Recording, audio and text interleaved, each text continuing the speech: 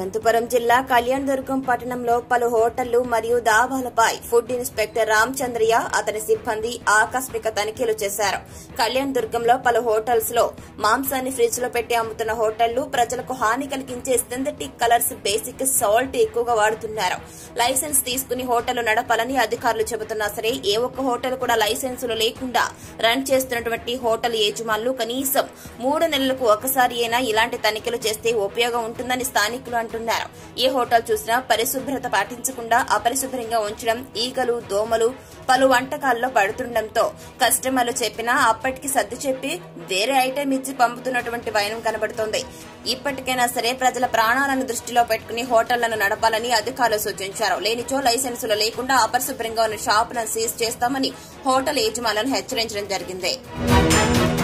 ఈ రోజు కళ్యాణదుర్గంలో ఎమ్మెల్యే గారి ఆధ్వర్యంలో కళ్యాణదుర్గంలో ఉన్నటువంటి హోటల్స్ను, రెస్టారెంట్స్ను, తర్వాత ఈ స్వీట్స్, బేకరీస్ అందరినీ ఇన్స్పెక్ట్ చేయమని చెప్పడం జరిగింది.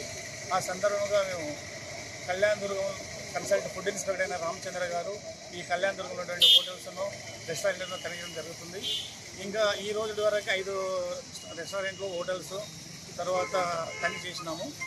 ఈ తనిఖీ భాగంలో కొన్ని మిగిలి ఉన్నాయి. ఈ మిగిలినవి కూడా రేపు కానీ ఎల్లుండి కానీ 2 రోజుల తర్వాత తనిఖీ చేస్తాము. ప్రతి ఒక్కరు కూడా లైసెన్స్ తీసుకొని రన్ చేయాలని వ్యాపారాలు కానీ, ఈ హోటల్స్ కానీ, రెస్టారెంట్స్ కానీ లైసెన్స్ తీసుకున్న తర్వాత వ్యాపారం చేయాలి. అటువంటి లేని పక్షంలో వాటి మీద కంటెన్షన్ తీసుకుంటాము.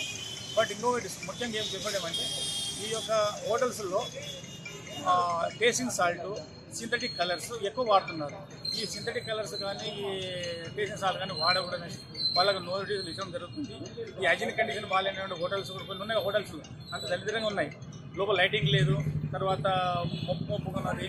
అలాంటి వాళ్ళకు కూడా మేము నోటీసులు ఇచ్చాము. ఆ నోటీసులలో 10 రోజుల్లో రిక్వెస్ట్ చేసుకుంటే పర్లేదు.